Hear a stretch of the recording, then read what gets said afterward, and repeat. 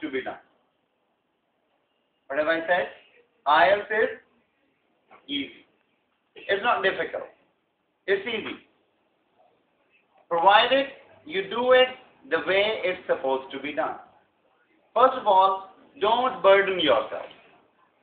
This is a general tip. Something that I tell every student. Don't burden yourself. Take it easy. Study. Do what you're supposed to do. Let me tell you, the people who fail IELTS, the people who aren't in a position to do well at IELTS, there are two types of people. Type 1, who don't work hard. Type 1, who don't work hard. And type 2, who work hard but who don't work smart. Who work hard but they do something else. And let me tell you, everybody would say, work hard. And what does it mean? Work hard means take all the books available in the market for IELTS and study them. No. Is it the right method? No. First of all, you have to have the tips and techniques. Let me give you some examples. First of all, let's take each and every skill one by one. And let me share with you the universal tips. The tips which are universal, which are to be known by each and every IELTS teacher globally. And whether a teacher is teaching IELTS in Philippines or India or Turkey or Malaysia or wherever, that teacher is supposed to tell these things to the students. If we talk about general things, there is no particular need to improve your knowledge of English. Whatever knowledge of English is there, that's there. Just polish it.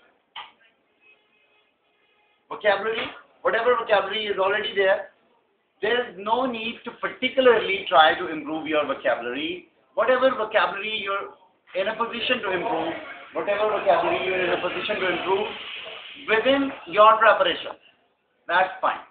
But no particular need to improve your vocabulary. Yeah, but there is a particular need to improve your grammar a little bit. The second general thing that I want to tell you is that practice is very important. First, you need to have the tips and then you need to apply them.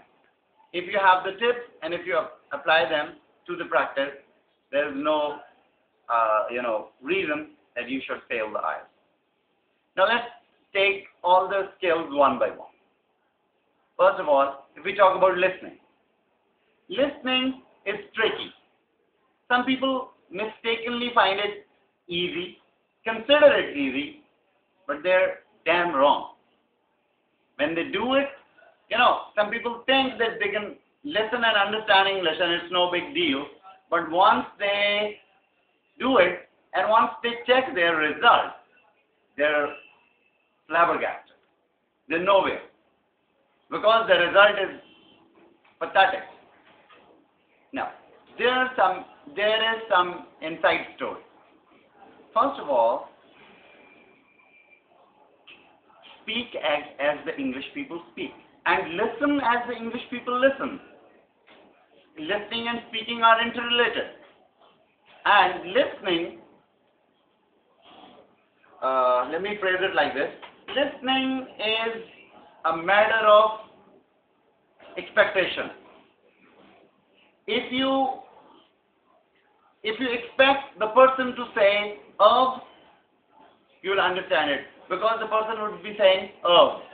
But if you yourself say of and you expect that person to say of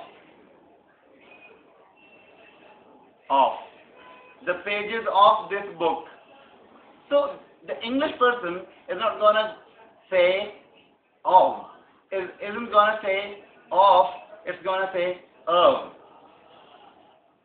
So there is a gap between your expectation and the actual speaking. So let me point out some general words OS is always and sometimes it's again further shortened to the sound For example, pages of this book, pages of this book, pages of this book. If you say it slow, this is pages of this book. But if you say it fast, it is pages of this book, pages of this book. So nobody is saying off, so don't expect. The second thing in listening is, and I've already told you this thing, and if I tell you the art of listening, the art of English listening in 2 words, what are those 2 words? What are those 2 words? Reduce sound. Reduce sound. Listening is the art of understanding the reduced sound.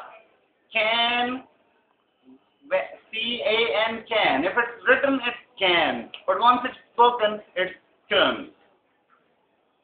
W-A-S, was. Once it's, if it's written, it's was. But once it's spoken, it's was. Was. Can, is, the. Has, the. Had, the. Okay. For, fur. So, what can you do for me? This is written, but how to pronounce it, how to speak it, what can you do for me? Can you speak it with me? What can you do it for me? What can you do for me? What can you do for me? I wonder if you... Yeah. What can you do for me? Allah, what can you do for me? Can you do it for me? I can do it for you. For you. This is not for you. For you. Okay. So the reduced sound. The reduced sound. If you're in a position to make friends with the reduced sound, no problem in listening. And the good news, listen to me. The good news is that there is nothing technical. IELTS is not a test of technical language. IELTS is not a test of knowledge. You're not supposed to listen to something very technical. For example, no technician, no engineer, no mechanical engineer from the Toyota company in Japan is going to give you a lecture on how to install the hydraulic system.